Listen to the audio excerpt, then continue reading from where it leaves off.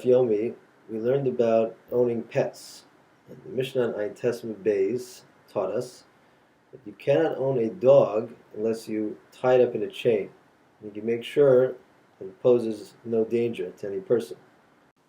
And the Gemara relates that the consequences of not following this halacha could be very serious. The Gemara relates stories of how someone didn't keep his dog chained up and it barked, and there was a pregnant woman there, and it caused a miscarriage. And then the Gemara makes this calculation. The Gemara tells us that there's a very special level of the Shekhinah resting on the Jewish people that occurs when there is a population in the Jewish people of 22,000. So the Gemara says, imagine that there was 19,999 people in the Jewish population, and there was this pregnant woman, and you weren't careful with your dog, and barked, made her afraid, and it caused a miscarriage.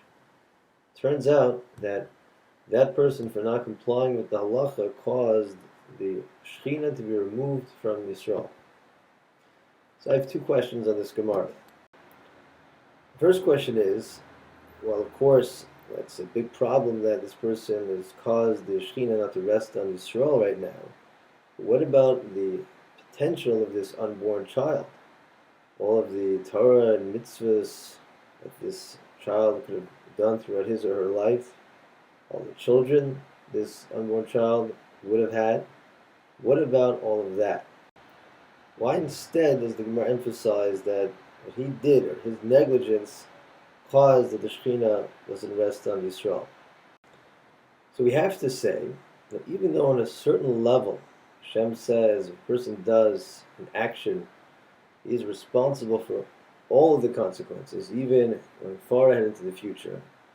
Nevertheless, there is a higher level of responsibility when it comes to the immediate effects. Since what we see are the immediate effects, therefore Hashem holds us primarily responsible for that, at least to a much larger degree than all the consequences in the future. It doesn't exempt us from the results in the future, but the Gemara focuses in on what the action results in right now. And so while of course we have to consider all the ramifications of our behavior, of our decisions, we should remember that Hashem is paying special attention to what is the significance of what I'm doing right now. Let's not miss that component of our behavior. The second question is, okay, fine, the Gemara is saying right now it's a big problem. The person, by preventing this child from being born, prevented the Shekhinah from resting on Yisrael. But how long will it take for another child to be born? All likelihood we're going to get to that 22,000. So we're talking about some fixed or short amount of time the Shekhinah wasn't on Yisrael. How could the Gemara portray this as such a big deal? So the answer is we have to say that it is a big deal.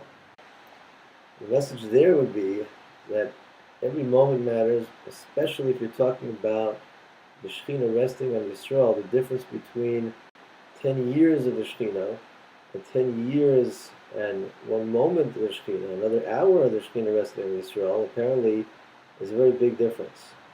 So putting these two things together should give us a lot of chizuk, realizing that when we engage in any of the activities, when we talk about davening with the minyan, Chazal tells us it brings down the Shekhinah.